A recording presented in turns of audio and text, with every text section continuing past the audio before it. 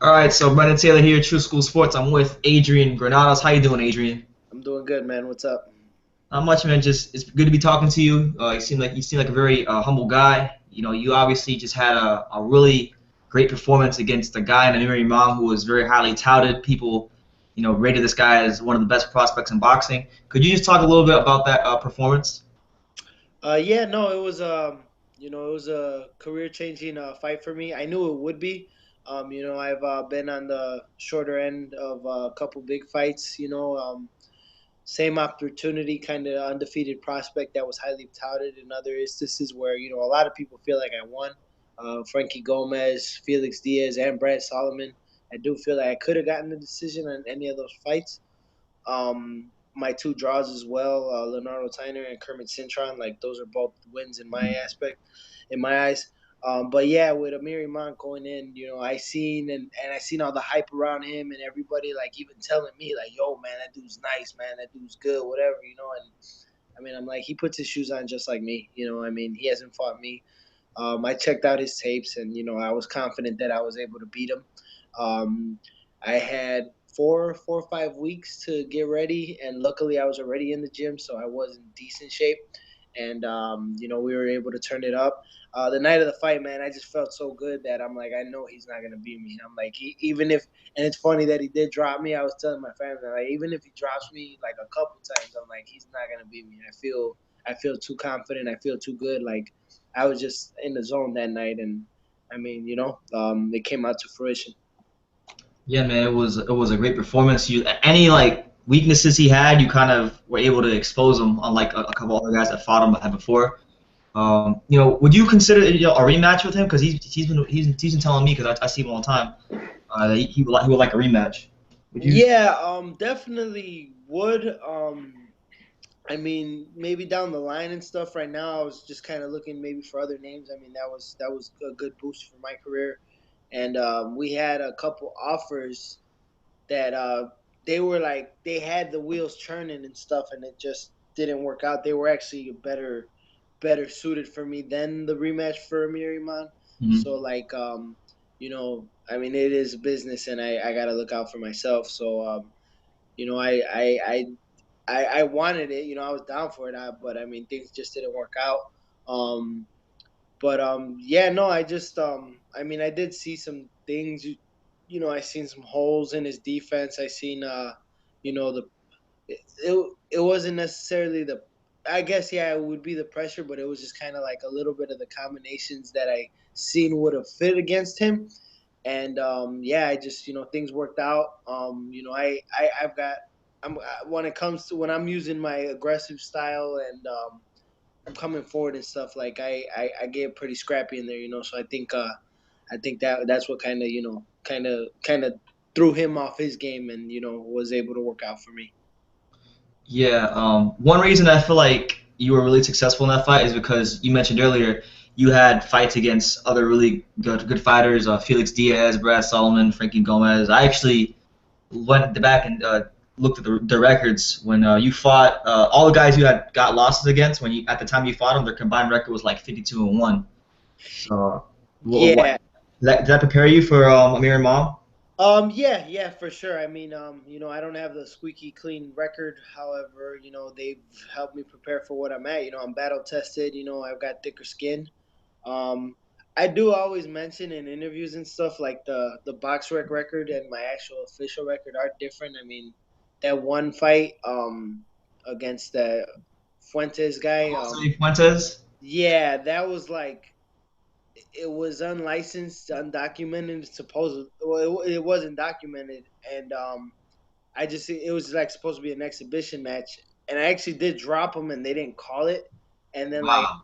yeah, and then after the fight, they announced him a winner. I'm like okay, so I didn't trip about it, but then they were like, yeah, don't worry, it's not gonna show up, whatever. And it wasn't on Boxer for years. Like it came on to Boxer like maybe 3 years later, and I was like, oh, and it kind of screwed me because I'm like every at the time my official record was like 5-0, 6-0. Like I was starting to build it up, and then that came out, and like so then but I mean that's neither here nor there. I mean I've got other losses, but it's just Yeah, definitely. I think the thicker skin thing like just really worked out. Like the Kermit Cintron really taught me a lot. Leonardo Tyner, and then those three fights where the guys were undefeated.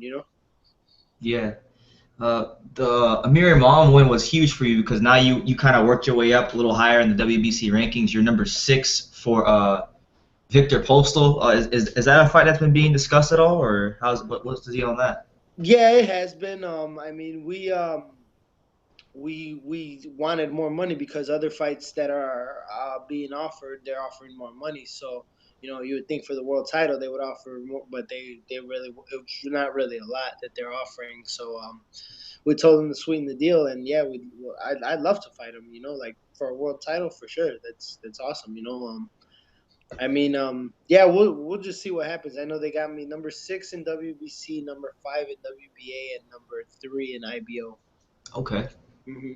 So Postal. What's your take on him? How would you handle Postal if you were to fight him? It'd be kind of like a similar. It'd be a similar fight, I think, with that as with Imam. I'd be more of a pressure fighter.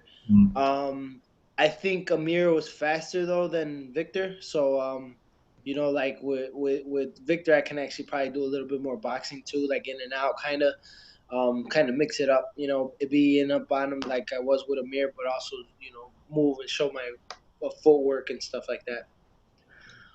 Okay. Mhm. Uh, I saw you had a Facebook post recently on your page where you said that you had your half of the contract signed and you were supposed to fight. You were supposed to be the one actually fighting Ruslan Provodnikov, and then they had him fighting John Molina now. So just explain what happened with that whole situation.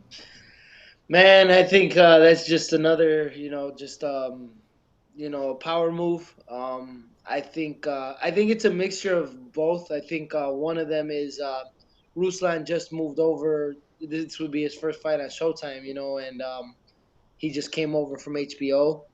I think they kind of underestimated me. Probably just seen the Amir fight and was like, okay, yeah, we could beat that guy. I mean, yeah, he'll bang with Ruslan. Ruslan will kill him. I think they probably seen other fights and like, yo, yeah, he could box, he could do this, he'll actually probably beat us. So I think that was one of them. The other one, I think it was kind of a personal thing, maybe. I know that Steven Espinosa works closely with Al Heyman. I know Yeah. Al Heyman and Don King are very, cool. They do get along. So I think in a power move too, they might have been like, you kind of screwed our little darling. We got like they're like, why are we gonna keep giving this guy everything? So I think personally, I think there's a little bit of both of that. Okay. Um, you're obviously a Chicago native, and I know you haven't really become a world champion yet. I know that's the goal. But being that you're around the Chicago area, Chicago has had a really lot of big fights, in Chicago recently. Is it a goal of yours to one day bring like big fights back to Chicago? Most definitely, yeah. That's always been my dream. Coming up in the amateurs and like when I was younger, like Chicago boxing was just it was whack. Like we didn't really have much. David Diaz, thank God for him, and thank God for another. We had a lot of great fighters. Just we just weren't getting the love that other big cities get. L.A., New York, Texas. Like Vegas. yeah, Vegas, Florida. Like those are places when you think of boxing, you think of those places. And Chicago. I mean, we were just kind of like a mediocre type boxing place. Recently, we've gotten a little more. Talent coming out. We got, I mean, me, we got Andrew from Farah. We've got a lot of, Jose Quesada. yeah, Jose Quesada, Alex Martin, Samaje Thomas, Ed Brown, Eddie Ramirez. Mm. Like we've got some solid guys now. So yeah, it's a good time for us in Chicago. I mean, and we're all actually pretty supportive here now. Like the thing here that was I feel like was a big problem. It was a lot of like jealousy and envious stuff, and like there wouldn't be no like inner city like competition or like help like sparring and stuff like that. Where now like everybody knows about Garfield Park. Where I'm at, it's the west side of Chicago. We're in the hood, and we got dogs in there. Like we got killers. We got me, we got Ed Brown, Eddie Ramirez, Gennaro Mendez. and we got a bunch of prospects coming up now: Ernest Muhammad, Cato Sharp, Josh Greer, uh, Fernando Martinez. Like, man, we're just like a solid group, and everybody from all over the city comes here to my gym, and we'll go out to other gyms. Like, it's like finally like how LA will be, or Florida, or Texas, where guys are like going to gyms, and it's like a lot of boxing. Like, finally, it's like that here now. It's just more united now. Yeah. Because we're all trying to get there, and it's like you need each other for that. I mean, if like me and you are trying to be world champion, let's push each other. So that's what we're doing here, and it's working out good.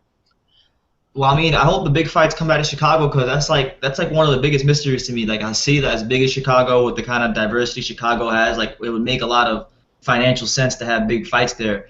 And not just that, they have a rich history of great fights there. Fights like Rocky Marciano versus Walcott. You had Tony Zero versus Rocky Garciano. Just a lot of big fights there. So I'm hoping that winds up happening.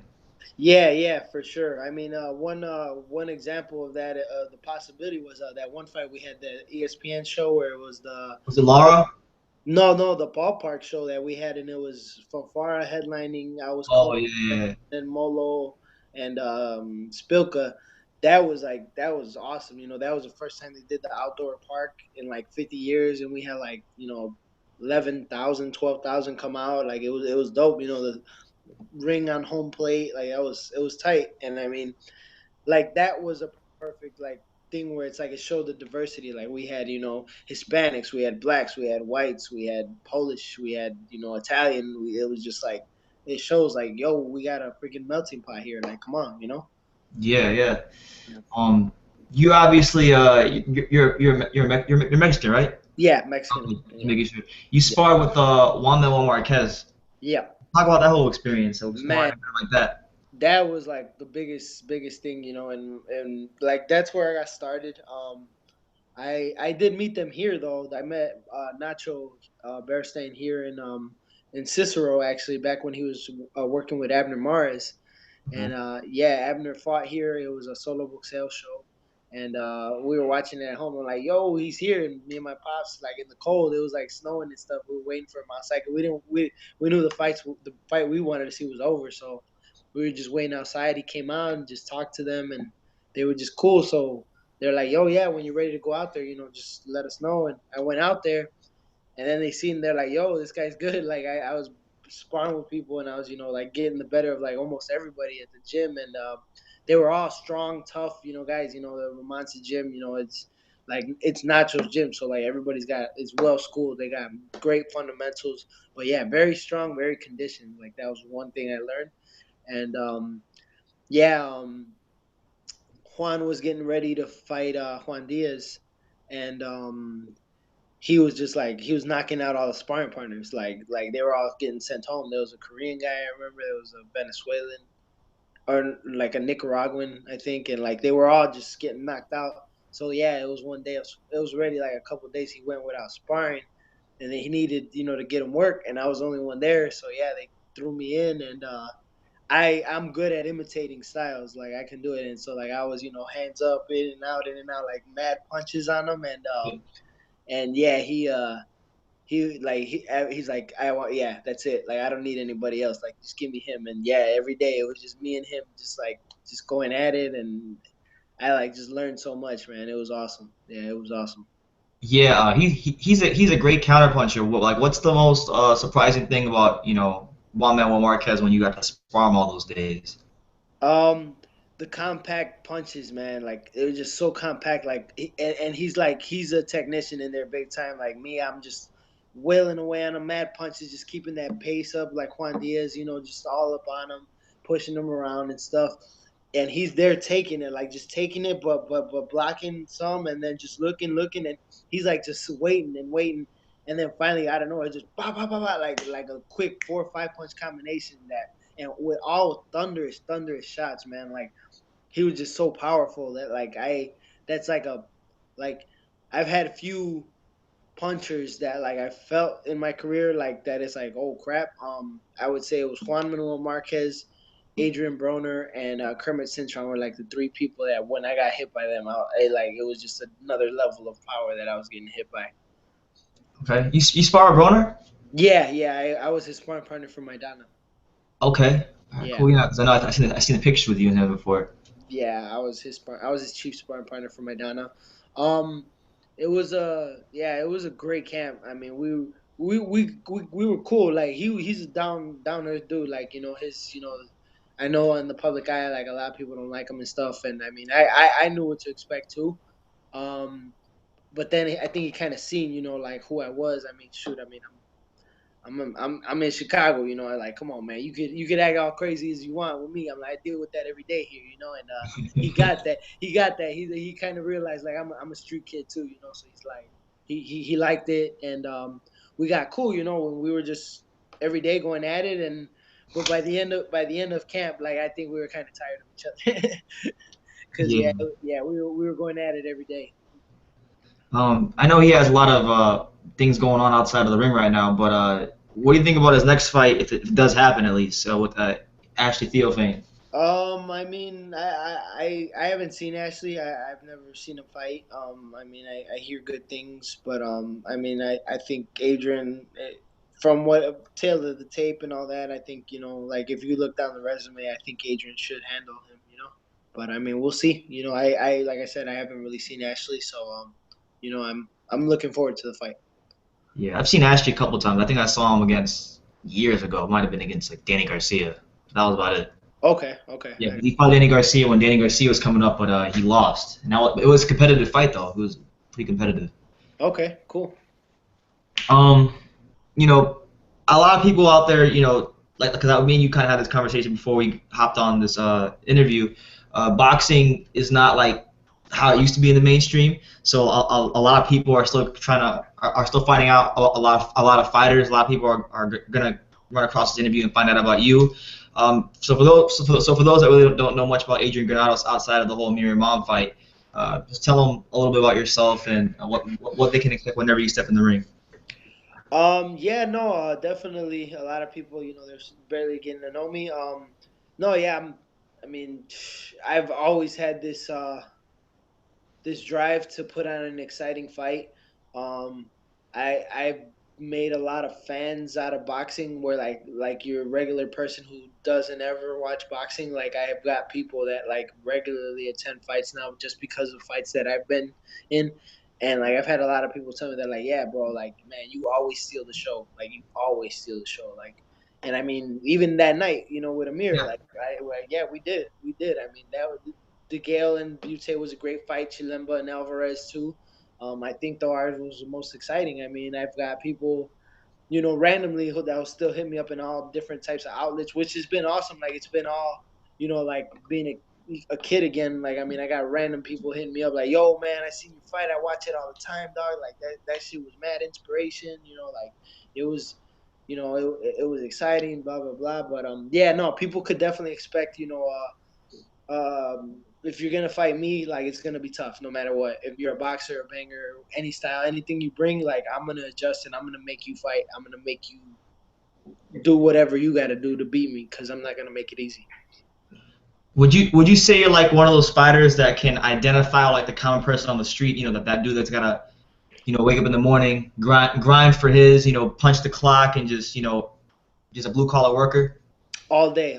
Yeah, I just recently, I want to say maybe like a year ago, like I was full time, working for AT&T Prem Tech, like grinding, like working the eight to five, 8 to 6, and then after that going to the gym, or getting up early to run, go to work, then after go to the gym and like be dead and not want to do nothing. But I'm like, I never give up on my dreams and I mean, yeah, bills still got to be paid. So yeah, I would, man, I was doing valet, I was doing busboy, like I was just always grinding, So yeah, definitely blue collar type, person. And even in when you see me in the gym, like people who know me, they know my work ethic. I'm always running. I'm always in the gym. I'm always at the fitness clubs. I'm always at the boxing gyms. Like even like I had a little injury. Like earlier this year, and like I had a brace on my hand, but I was still there working, and like just still getting my workout. Like I'm always gonna be a hard worker. Okay. Um, who would you say like are like some of your influences and like coming up in boxing? Like who influenced you to like I guess start boxing or who inspired you growing up? Yeah, well, most definitely Julio Cesar Chavez. That was like my superhero growing up. We used to have family parties, and we watched him coming up over the years. My dad, was a big Chavez fan. He went to Chavez Taylor. He was there like 10th row when that happened. He went to Chavez Camacho. He went to Chavez Winokur, Chavez Randall, both fights. So yeah, like I was always around it, but I got older, then my dad really started putting me on game, and the '80s when the Fantastic Four, Hagler, Hearns, Leonard, Duran. Duran, yeah, I really got into Duran's style, but then at the same time I like Tommy Hearns with that right hand. I like Hagler with his workman, and then I would like the Flash from Sugar Ray. So I mean, like everything, and then also, but yeah, I would say my fighters it would be Chavez, Duran, Salvador Sanchez, and then Juan Manuel Marquez. So yeah, I'm definitely like you're a Latino, Hispanic, I love our fighters. I love all the fighters though. I mean, because yeah, like the great American talent we've had, Sugar Ray, De La Hoya. De La Hoya was another one who like I used to like to watch a lot. Marquez. So yeah, man, I'm a student of the game. I'm always watching fights. Yeah, yeah, those are some great names you just rattled off. I know for me personally, my guy was always coming up was Bernard Hopkins. I was a huge Yeah, Hopkins fan. yeah, man. Yeah, dude. His mindset, like, and his mentality towards training was something I adopted to myself. Where he said you got to live, like you're poor, like you're broke. Mhm. Stay hungry. Like you got to get Mhm. into seclusion and stuff. You got to get into like how he was when he was locked up. I'm like, man, that's a killer mindset. There was an interview I saw from him where he said that like he was talking about the difference between him taking care of himself and other fighters. Like for example, like if a younger fighter got a knockout in the first round, you see him at the club, partying and not really taking care of themselves. But him, Yeah, he's in the hot, he's getting in an ice bath, getting treatments, making sure that he's taking care of his body the right way because you still have the wear and tear of camp, 8 week right. camp. So Very, I very enjoyed true. that talking about that. Yeah, for sure. Very true, man. Yeah, but I'm gonna let you get out of here. But any message to the boxing world? Yeah, no, thank you for the support. Continue to watch me, follow me. Got the Twitter LT Gray AG, Instagram LT Gray AG, Facebook Adrian Granados, Adrian LT Gray Granados. But yeah, no, definitely look out for me. I know that any fight you see me in, you're gonna get it. You're gonna have an exciting fight. I'll make sure of that. All right, so Adrian Granados, Brendan Taylor, we're gonna get out of here, but we look forward to watching you fight again, Adrian. I look forward to watching you fight. You put on a hell of a performance against Amir Imam. I respect fighters of your caliber, of your mindset. It's always great to see those guys go on the ring. Guys like you go on the ring and put it on for the fans and your city as well. For sure, for sure. Thanks, man. Well, yeah, I'll be on the lookout. I still might be. I mean, I should be fighting on that June 11th card. I believe so. They're throwing us some names, and they want me on that card. So, June 11th. Where's that again? upstate New York. Is that the? Oh, that's the Provodnikov card. Yeah, Provodnikov Molina. So yeah, I might send some shots fired after that fight. God willing, we look good. I'm probably gonna be talking crap a little bit, a little bit. I really don't like to. Obviously, you can see how I am. Yeah, you're a humble guy. All my people here that but nah, I got to, guy, because I gotta stir the pot a little bit, Well, I mean, hey, if you ever want to come on here and talk crap, you're Yeah. free to do it. All right, for sure, for sure. So Thanks. I'll have you on. I'll have you on again after your fight or before you fight, whenever you want. You just hit me up whenever. Okay, for sure, bro. Well, yeah, thanks a lot, man. Thanks for doing this for me. All right. All right, bro. Take care. Take care.